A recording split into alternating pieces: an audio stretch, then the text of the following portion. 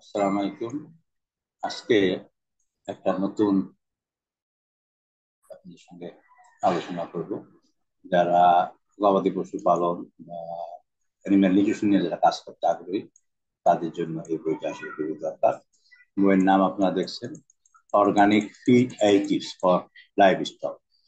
লেখক হলো বিদেশি তিনজন রাইটার, মাহমুদ আলাগনি, সবি এম সালাম এবং মোহাম্মদ আব্দুল হক। তো এটা আসলে আমাদের দেশে আমরা দেখা যায় যে আমরা প্রায় মুরগিকে বা গবাদি পশুকে ইনঅর্গানিক ফিড খাওয়াই, এবং ইনঅর্গানিক ফিডে অনেক সমস্যা, যার জন্য অনেকেই আসলে ফার্মের মুরগি বা ফার্মের গরু খাইতে চায় না। সেখানে আমরা কি কি অর্গানিক ফিড আইটেম দিতে পারি সেই সম্বন্ধে ডিটেলস এই বইয়ে দেওয়া আছে। এটা হলো বইটার যে স্থির চিত্র বা ফ্রন্ট পেজ, এপি পাবলিশার থেকে পাবলিশ। বইটার নাম অর্গানিক ফিড আইটেম। আমরা কি সূচিপত্র সম্বন্ধে নিয়ে একটু দেখাবো আপনাদেরকে। তো আপনারা যদি মনে করেন যে বইটা আসলে আপনার জন্য দরকার, সেই ক্ষেত্রে আপনারা দেখতে পারেন। তারা আসলে সব হলো মিশরের তিনজনই, মিশরের লেখক হলো তিনজন। একাডেমিক প্রেস থেকে এটা পাবলিশ, এলসবিআর এলসিবিআর এর একটা বই। আমরা যদি দেখি কন্টেন্ট কি কি আছে, তাইলে আমরা বুঝতে পারবো। যেমন প্রথম যে চ্যাপ্টার, সেই চ্যাপ্টারের নাম হলো phytobiotics and their application in poultry.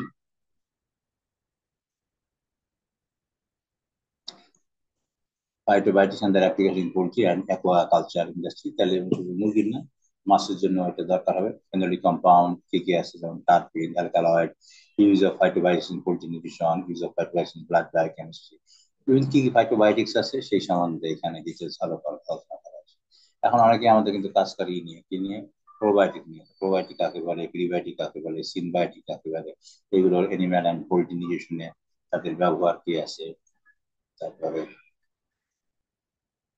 বিভিন্ন রকমের প্রিবায়োটিক, তারপরে mode of action of prebiotic, poultry nutrition prebiotic, যে galacto oligosaccharide, yeast, mannan oligosaccharide, dietary fibre, effect of prebiotic, বিভিন্ন রকম প্রিবায়োটিক সম্বন্ধে এখানে তথ্য আছে। এরপরে যদি পোলট্রিতে এবং মাছের ক্ষেত্রে আছে acidifier and organic acid in livestock nutrition and health.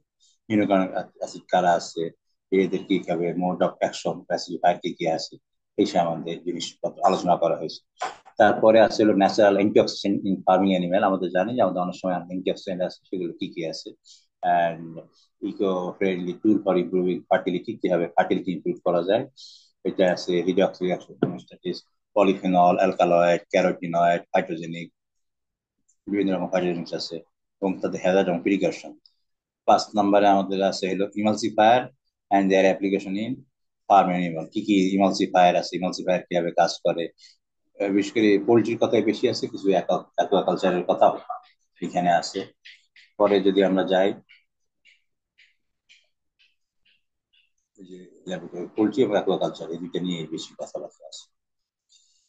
Next আমরা যদি যাই, be pollen from the flower to the harvest potential therapeutic properties.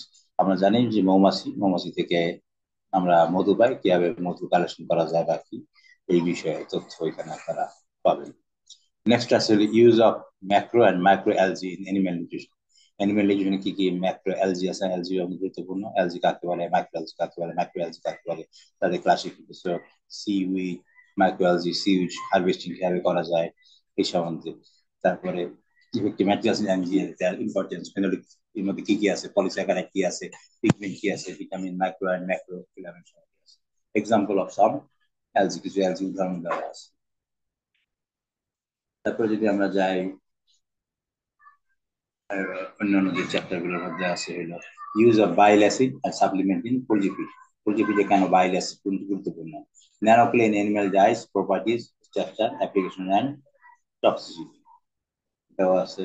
Antibiotic and antimicrobial feed additives, antibiotic কি আছে, কোন কোন অ্যান্টিবায়োটিক আসলে আমরা খাওয়াতে পারবো বা আদৌ পারবো কিনা সেই সম্বন্ধে। অ্যান্টিমাইক্রোবিয়াল কি কি আছে, মিথাইল ডোনার এবং তার roles in poultry nutrition. Poultry nutrition আমাদের অনেক সময় মিথাইল ডোনার দরকার পড়ে।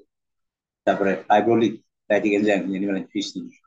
ফিশ নিউট্রিশন কি কি এনজাইম আছে, তারা ফাইবার ব্রেকডাউন করে, তাদের নাম এবং তাদের কাজ। তারপর east and is derivatives in animal and fish nutrition. ইস্টের কি কি কাজ, ইস্ট কয় রকম। ইস্ট এখন আমরা জানি যে পোলট্রি ফিডেও ইউজ করা হয়, অ্যানিমাল ফিডেও ইউজ করা হয়, তো ফিশ ফিডেও ইউজ করা হয়। সেই সম্বন্ধে আলোচনা করা হয়েছে। Fixed impact on growth hormone on fish, fixed impact on gut health of fish. এরপরে আছে দেখেন চিলেট অ্যান্ড অর্গানিক মিনারেল।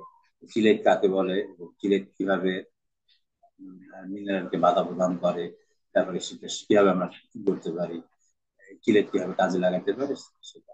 তারপরে shading light and development in fish nutrition. আপনার শেডিং লাইট কিভাবে ফিশ নিউট্রিশনে সাহায্য করে সেই সম্বন্ধে। যাই হোক, মোটামুটি যে পিটাইটিভ ন্যানো বায়োটেকনোলজি এগুলো সন্দেহ আছে, বিভিন্ন তথ্য আছে। অ্যাপ্লিকেশন অফ বায়োটেকনোলজি হ্যাচারিজ এগুলো আপনারা দেখতে পারেন, পোল্ট্রি নিউট্রিশনের উপরে বইটা আছে। আপনার যদি কেউ আগ্রহী হন তাহলে নিচে আমার ফোন নাম্বার এবং ইমেল নাম্বার দেওয়া থাকবে, সেখানে আপনারা যোগাযোগ করতে পারেন। বইটা আমরা যে ইয়ের কারণে, আইনগত কারণে আমরা কোনো সফট কপি বা পিডিএফ ফাইল আপনাদেরকে দিতে পারবো না, আপনাদেরকে যে বইটা কিনতে হবে। বিদেশি যদি আপনারা পান তার দাম অনেক বেশি পড়বে। দেশি ক্ষেত্রে সাদা কালো উপরের পরিলাভ থাকবে, সাদা কালো বই, দাম পড়বে 400 টাকা। যদি আপনারা তবে যদি কেউ আগ্রহী হন তাহলে আমাকে মিনিমাম 3-4 দিন আগে জানাইতে হবে, জানালে আমি তাদেরকে বললি তারা আমাকে বইটা দিতে পারবে।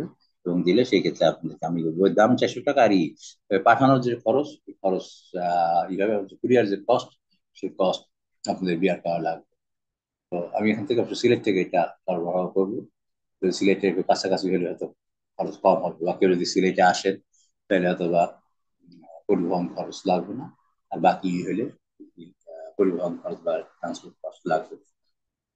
কেউ লাগলে আমাকে জানায়। সবাইকে ধন্যবাদ। আসসালাম।